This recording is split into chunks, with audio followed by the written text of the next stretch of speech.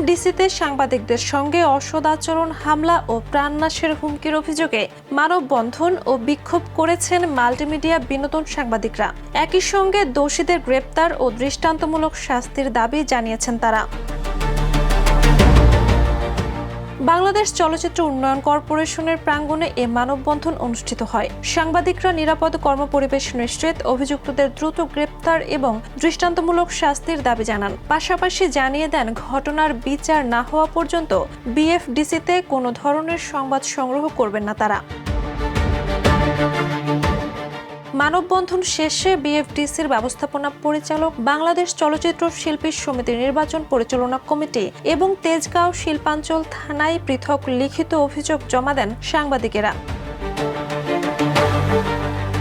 অভিযোগে বলা হয়, শনিবার বিকেলে বিএফডিসিতে সংবাদ সংগ্রহকালে কয়েকজন সাংবাদিকের সঙ্গে অসদাচরণ করা হয়। অভিযোগ অনুযায়ী ফাইটার শিল্পী মোহাম্মদ নাজমুল হক ব্রুসলির নেতৃত্বে সাংবাদিকদের গালাগাল, ভয়ভীতি প্রদর্শন ও প্রাণনাশের হুমকি দেওয়া হয়, যা পেশাগত দায়িত্ব পালনে বাধা সৃষ্টি করে।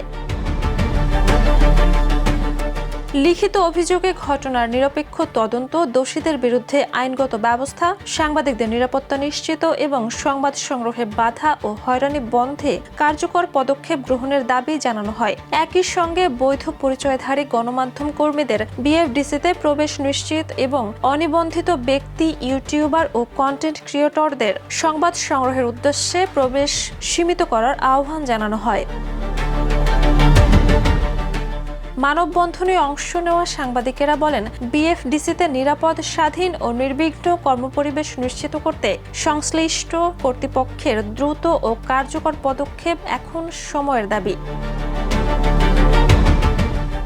বিনোদন ডেস্ক, দ্য নিউজ।